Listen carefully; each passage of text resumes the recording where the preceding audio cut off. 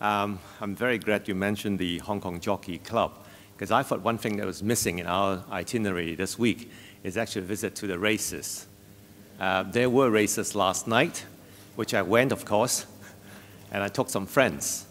I invited a huge number of people. And normally what I do is to give them some tips. You see, my job is to increase the income of the Jockey Club. And then actually, at the end of the day, they all thanked me very warmly and said, "Thank you very much, we won a lot of money." And I actually lost a lot of money last night. And I got rather, upset, and rather bewildered. Actually, how come I lost so much money and these guys make so much money? So I look at the tips I gave them, and I discovered a mistake. My secretary gave them the tips I gave out last week. So prove to you, actually, it is all a matter of luck. Even though I've studied horse racing for many years, I don't necessarily make money. And therefore, I always regard myself as the best proof of the Hong Kong Jockey Club that racing is a very, very fair game. Because as a steward, I'm still losing my shirt. Ladies and gentlemen, good morning. I will use the next 20 minutes to 25 minutes to actually go through a little bit of what we do in China and to share with you some thoughts and some observations. But I think the word Swire may not necessarily mean a lot to some people here. So if I may actually do some advertising to start off with. Obviously, the Swires are better known in Hong Kong to Hong Kong people. We have started actually in this part of the world in 1867, and that's over 140 years ago. Currently, the group employs about 77,000 people worldwide, but we have in the mainland about 23,000. And a lot of the activities we have in Hong Kong, for example, Pacific Place, Festival Walk and Tai Kung Shing and all these places in Hong Kong, that's on our property side. We have now started in China on property development. Aviation, Barry has mentioned Cathay Pacific. We have also Dragonair, Air Hong Kong. That also has connections in China. Beverages, all the water you're now drinking, Bon Aqua, that's bottled by us. Please drink more. We have all that in China as well, and we have also trading industry and other businesses, which I'll go through very quickly with you. On the property front in China, I'm now focusing only on the mainland. If you look at a 100% ownership basis, we have about 7.9 million square feet of space, gross floor area, being built, already built in Beijing, Shanghai, and Guangzhou, all the prime sites. That's about, if you have been to Festival Walk on the other side of the harbor, 6 times Festival Walk in Hong Kong.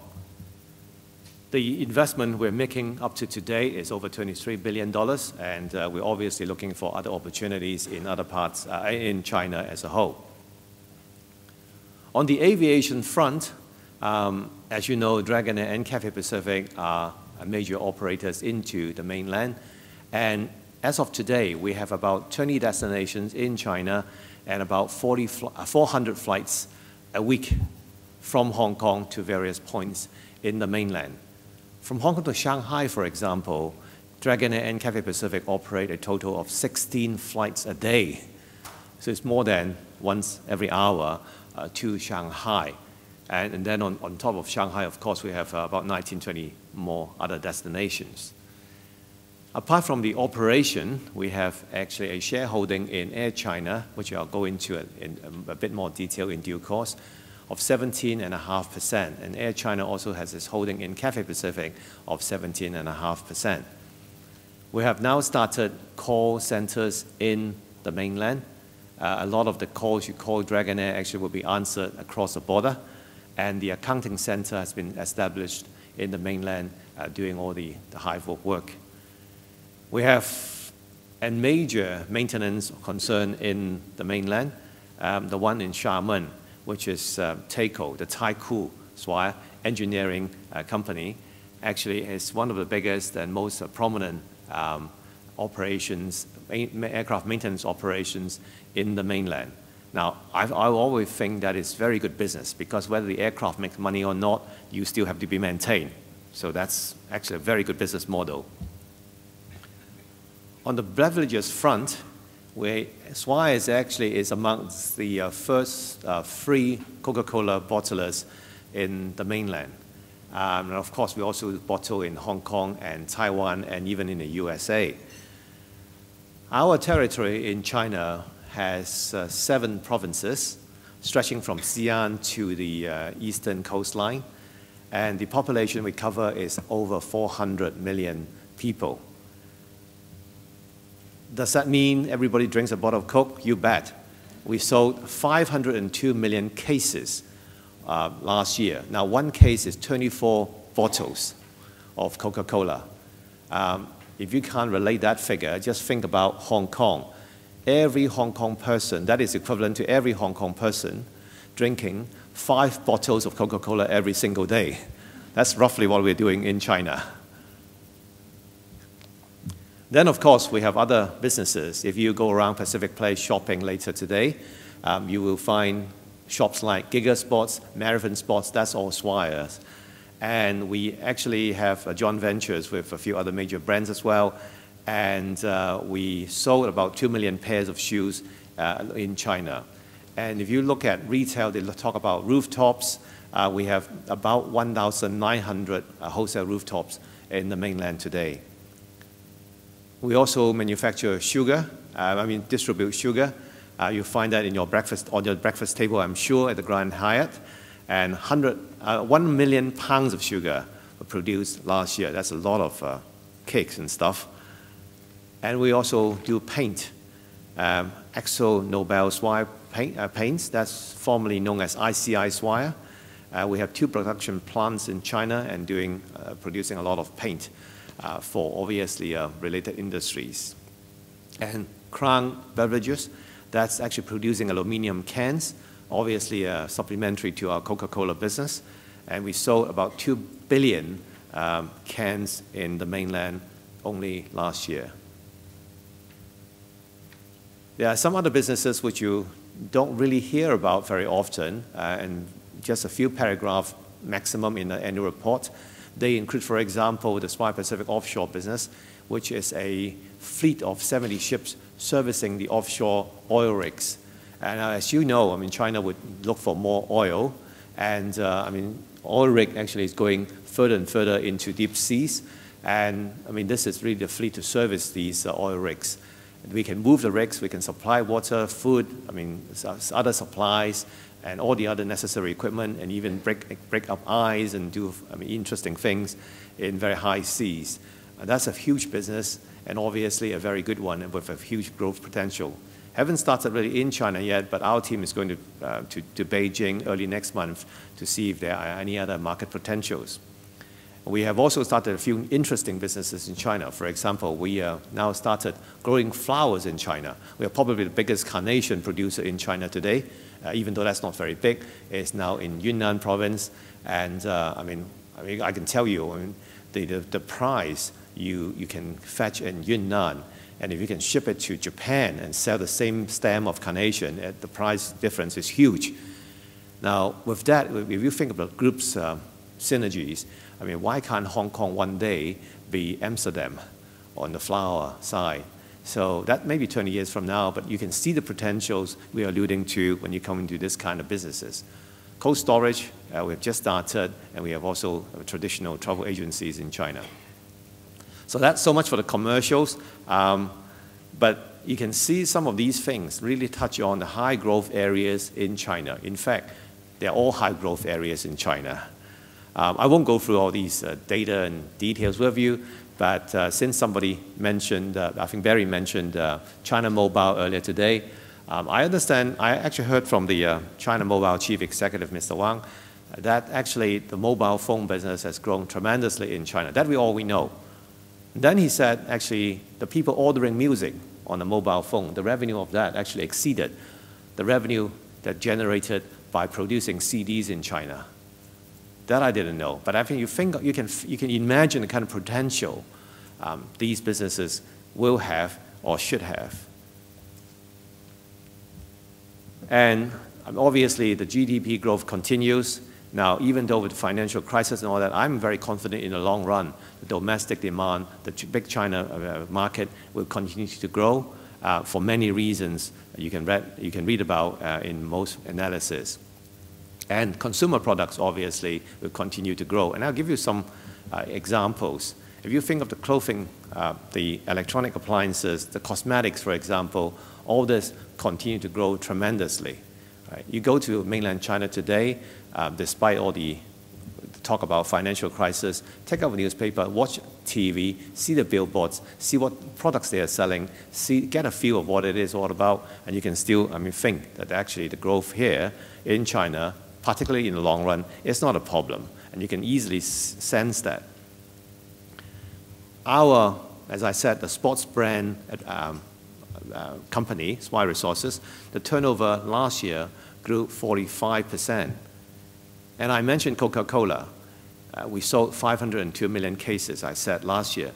But it was only about 1978, 30 years ago, when we only imported, the first time into China, 28,000 cases. Over 30 years, it went up to 502 million cases. And think of property, obviously. The demand, we estimate, will continue to grow in the long run.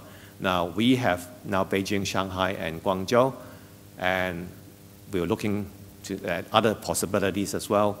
And I met the Walmart director last week, and I asked him, now, which are the new cities are you looking at? Oh, he said, we are looking at secondary points. Secondary points. Tell me which cities are they?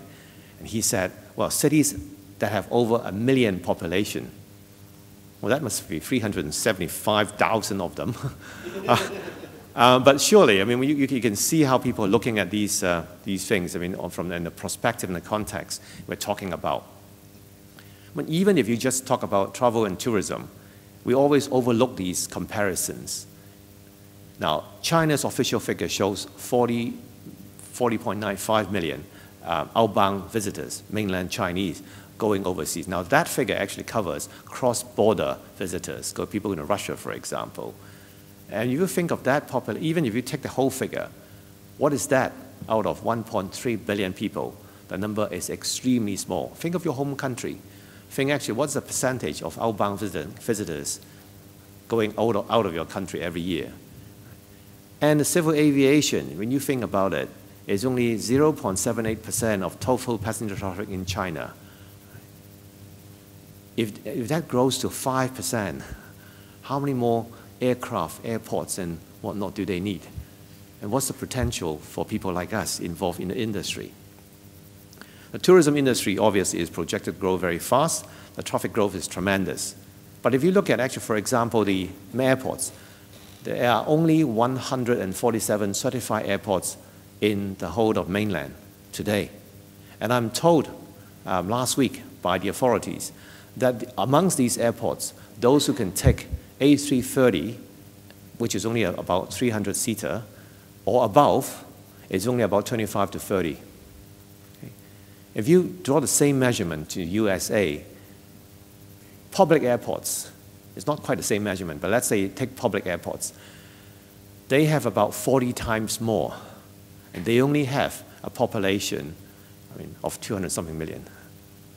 Okay. Think of the growth potentials there.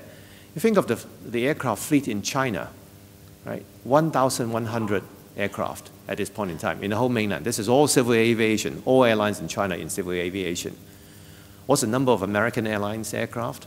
One airline, which of course includes American Eagle, that's over 1,000.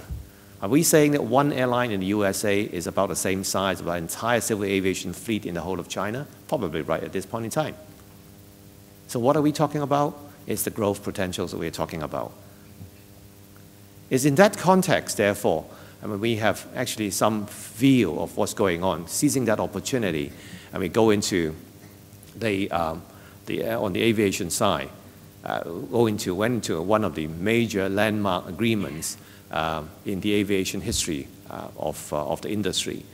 That is, exactly 2 years ago, end of September 2006, we finished a deal with Air China in which Cathay Pacific acquired 100% of Dragonair.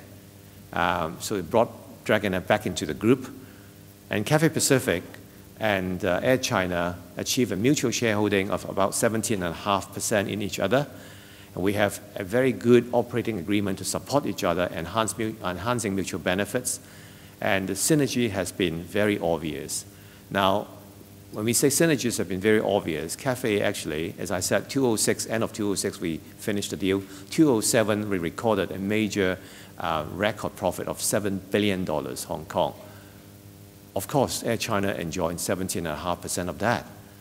And obviously, more importantly, the fee to the network and all that has been absolutely wonderful.